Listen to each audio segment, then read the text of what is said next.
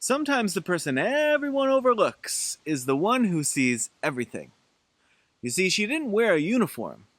She didn't carry a weapon. But in the heart of the Confederacy, in Jefferson Davis's own house, a black woman named Mary slipped in at least once, looked around carefully, and came back with what mattered. She used many names: Mary Jane Richards, Mary Bowser, Richmonia Richards, Mary J.R. Garvin, M.J. Denman, I think that was one. But her mission never changed: to serve the promise of a country that hadn't yet made room for her in its story. This is one of the lost pages of American history, and it's time we turned to it. Mary's life begins like so many others lost in slavery, in fragments. She was baptized on May 17, 1846 in Richmond, Virginia. Church records listed her as a colored child belonging to Mrs. Van Loo. The Van Loos were a wealthy white Southern family, but their daughter Elizabeth quietly became an abolitionist. She arranged for Mary, still legally enslaved, to be educated in the North. That alone was a radical act. Mary studied, she traveled, she even sailed to Liberia as part of the Back to Africa effort in 1855, but she didn't stay. So by 1860, she had returned to Richmond, only to be arrested for not carrying freedom papers. She was released into the custody of Elizabeth Van Loo.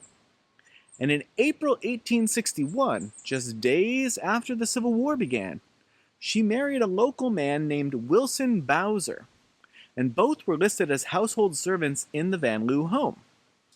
But behind that domestic facade, something far more dangerous was underway. Van Loo had begun organizing a Unionist resistance network inside Richmond.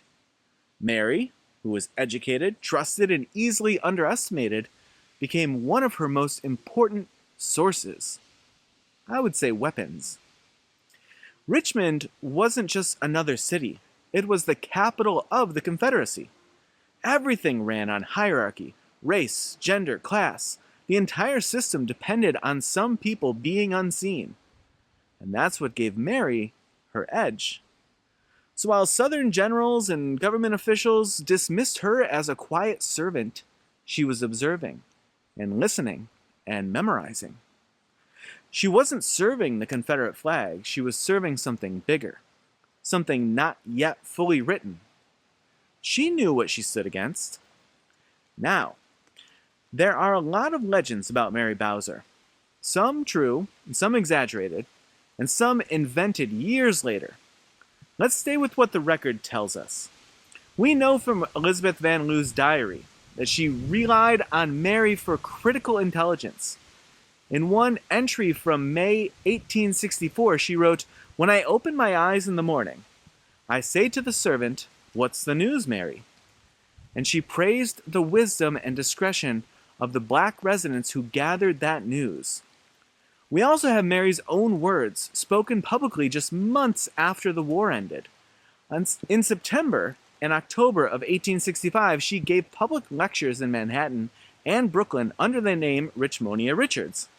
In one of those talks, as reported by the Anglo-African newspaper, she described entering the house of Jefferson Davis, opening a cabinet drawer and reading through his papers. She said Davis himself entered while she was there, but let her go. She had been posing as someone seeking for washing, an errand that gave her enough plausible cover to move through the household. One infiltration, one act of observation, and no arrest. So she slipped back in and took what was needed and slipped out. Mary wasn't working alone. She was part of a broader network of Unionist resistance in Richmond. Messages were passed, prisoners aided, and notes memorized. And while others might have disappeared into myth, Mary stood on stage just months later and told the truth, as best she could, in her own voice. The Confederacy never imagined the most dangerous eyes in Richmond might belong to the people it refused to see.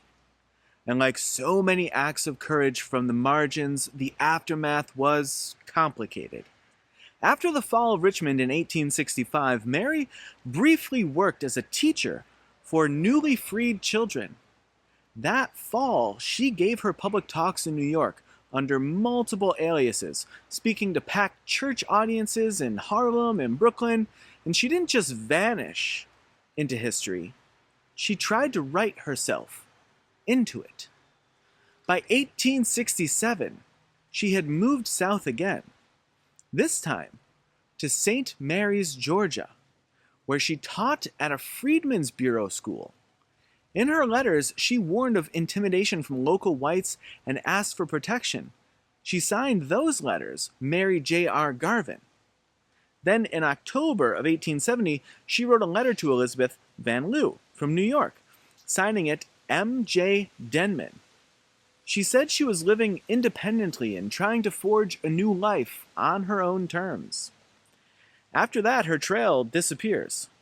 There's no grave, no photograph, no memoir, just fragments.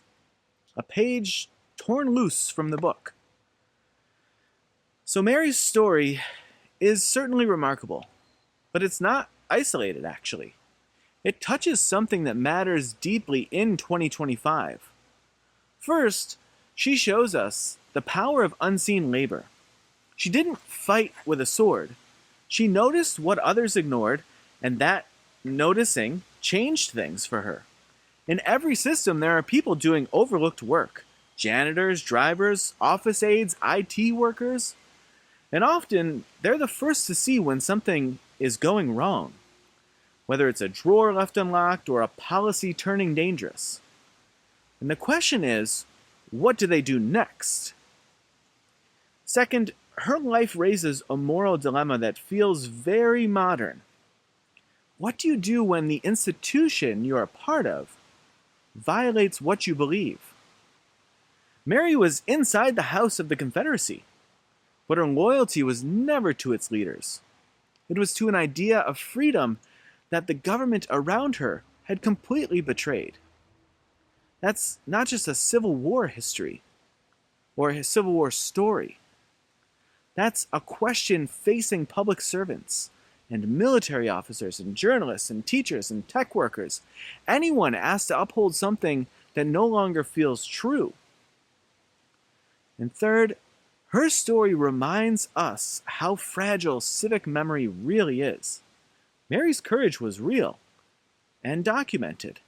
But for decades, her story was buried beneath myth and misidentification and silence.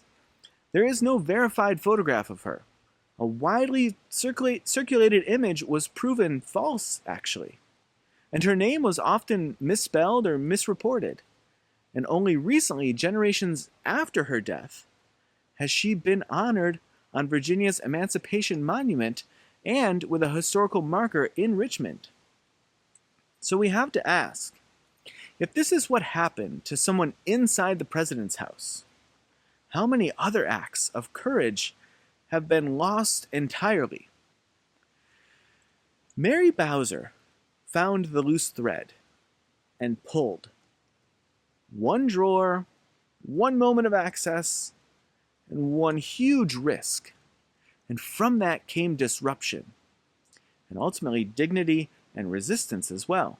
Today, the drawer might be digital, a leaked memo, a pattern in data, a conversation overheard. But the choice is still the same. See it, name it, decide what to do. So here's the question for all of us. Where in your daily life is the loose thread only you can see? And when the moment comes to pull it, who will you choose to serve?